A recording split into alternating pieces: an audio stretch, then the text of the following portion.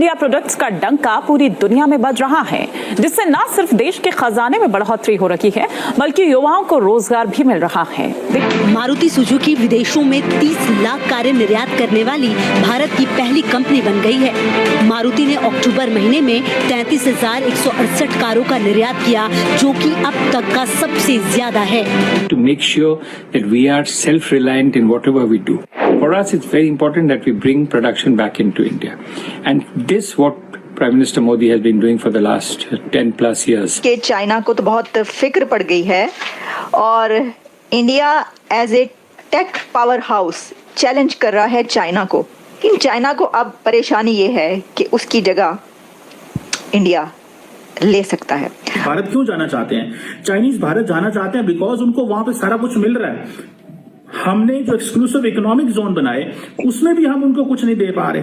Exclusive economic zone के अंदर भी अगर आप उनको कुछ नहीं दे पा रहे तो मुझे बताएं आप उन्हें कब चीजें देंगे, ये वाली कैसे चीजें देंगे उनको, ये वाली सारी। इंडिया ऑटोमोबाइल इंडस्ट्री के हवाले से 4th रैंक पे आ रहा है, यानी कि वो अपने मेक इन इंडिया के प्रोसेस के थ्रू बहुत ज़्यादा मैन्युफैक्चरिंग कर रहा है और बड़ा अच्छा जो है वो पहले नंबर पे आता है बस मैन्युफैक्चरिंग में और ट्रक्स, हैवी ट्रक्स मेकिंग में वो सबसे आगे जा रहा है। क्या कहेंगे इस हवाले से? इंडिया के जो मैन्युफैक्चरर्स हैं वो अंदर जाएंगे यूरोप के, और चाइना ये नहीं चाहता कि 2024 में इंडिया को ये टेक्नोलॉजी मिल जाए कि 2025 में इंडिया के EV manufacturers, electrical vehicle manufacturers, specially Tata number 1 पे, नंबर 2 पे महिंद्रा, ये जाके दुनिया भर में चाइनीज की जिसको ना वाट ना लगा दें लोग जाके वहां पे।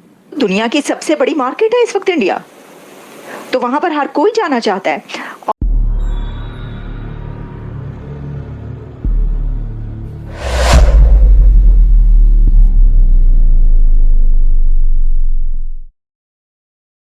ये चलता है कि चाइना घबरा गया है। घबराना नहीं है, चाइना घबरा गया है कि अभी तक चाइना एशिया का टेक्नोलॉजी का पावर हाउस कहा जाता था। ये बात तो ठीक है, अपनी जगह पर है। डेकेड से अगर कोई टेक्नोलॉजी में पावर हाउस एशिया को चलाने वाला, दुनिया में सबसे ज़्यादा अपना जो है पहुंचाने वाला वो था तो चाइना था ना। लेकिन चाइना को अब परेशानी ये है कि उसकी जगह इंडिया ले सकता है। अगर उसको ये परेशानी ना हो तो उसको ये मीटिंग करके अपने ऑटोमेकर्स को ये बात नहीं कहनी चाहिए थी, जिसमें रिपोर्टेडली ये बताया गया है इस रिपोर्ट में कि ऑटोमेकर्स इंस्ट्रक्शंस उनको दी to not to make any auto related investments in India.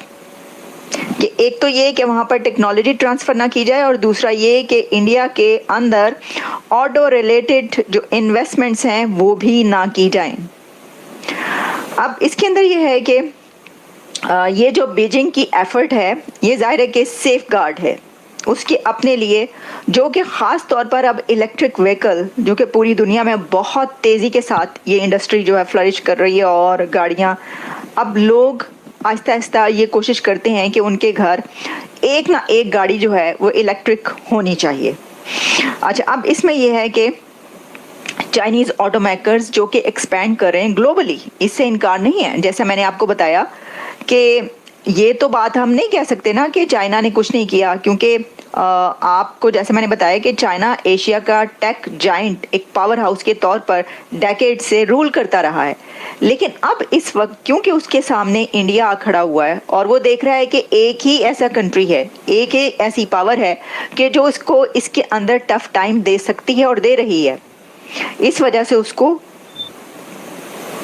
पसीने निकल गए चाइना के। ये पसीना आ गया, घबराना नहीं और पसीना आ गया। और खानची स्टील ग्रुप एक चाइनीज ग्रुप है जो पाकिस्तान के अंदर $200 मिलियन की इन्वेस्टमेंट करना चाहता था। उन्होंने सिर्फ $30 मिलियन की इन्वेस्टमेंट की और उसके बाद उनकी चीखें निकल गई हैं, क्योंकि पाकिस्तान के अंदर वो कहते हैं कि हम कारोबार कर ही नहीं सकते। And thanks to our government, thanks to the political situation in the country, and thanks to the bureaucracy, and thanks to the environment in जहां पे उनको काम करना पड़ता है। देखें, पहली बात यह है कि हमने बड़ी पाकिस्तान ने कोशिश की कि किसी न किसी तरीके जैसे तैसे किसी न किसी तरीके जैसे तैसे करके हम मुल्क के अंदर फॉरेन डायरेक्ट इन्वेस्टमेंट को लेके आए। चाहे देखें इंडिया के अंदर यूनिकॉर्न्स कैसे आती हैं, हमें तो शायद पता ही नहीं है। हम तो एक बिजनेसमैन पाकिस्तान में आता है, उसी को हमारे लोग निचोड़ के उसमें से इतना कुछ निकालना चाहते हैं कि उसका दिल करता है मैं यहां से भाग जाऊं।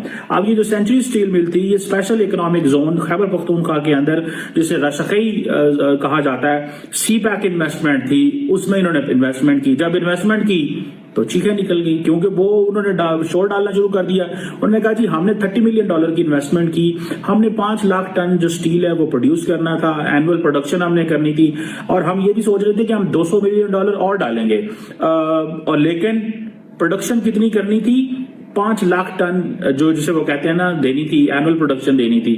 लेकिन वो कहते हैं 5 सालों के अंदर सिर्फ 1.5 मिलियन टन दी है।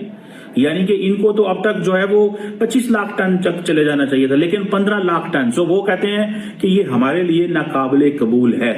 आप देखें उसके बाद आ जाए, अब वो चाइनीज, आप देखें अगर सऊदीज को पैगाम दिया जा रहा है कि पाकिस्तान ना हो, अमारातीज को पैगाम दिया जा रहा है पाकिस्तान ना हो, कतरी जो है वो इन्वेस्टमेंट करके बैठे हैं, हमने उनके पैसे को दबा लिया, हम इसको निकलने नहीं दे रहे। अब हो ये रहा है कि ये जितने भी एक्सक्लूसिव इकोनॉमिक जोन बनाए, हमने कहा इनको बिजलियां देंगे। अब वो कहते हैं कि हमें 100 मेगावाट फॉर एग्जाम्पल बिजली दें। ये देखें चाइनीज भारत क्यों जाना चाहते हैं। चाइनीज भारत जाना चाहते हैं बिकॉज उनको वहां पे सारा कुछ मिल रहा है।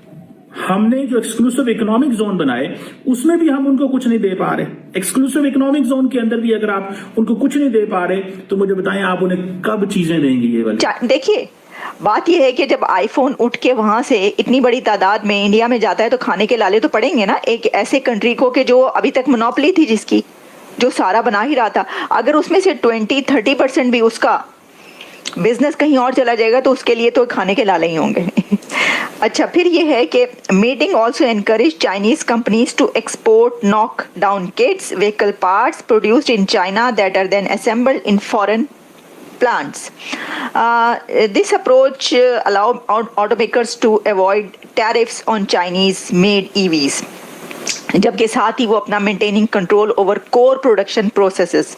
Automakers such as BYD company, Chery Automobile are pushing with plans to build factories in countries like Spain, Thailand and Hungary. अच्छा, वो दूसरे कंट्रीज में क्योंकि चाइना के ज़ाहिर है कि उनकी फैक्ट्रीज जो हैं वो कोशिशें करते हैं कि दूसरे कंट्रीज तक अब पहुँचे, और काफ़ी कंट्रीज में उनका ये चल रहा है। लेकिन उन्होंने टर्की को भी ये कहा है, कुछ कंट्रीज ऐसे हैं जहाँ पर जिनके मुतालिक जिनके लिए बीजिंग में ये हिदायत ऑटोमेकर्स को दी गई हैं, और उसमें सबसे बड़ा कंट्री जिसके लिए ये डायरेक्टिव आया है वो इंडिया है। तो इससे पता चलता है कि चाइना घबरा गया है।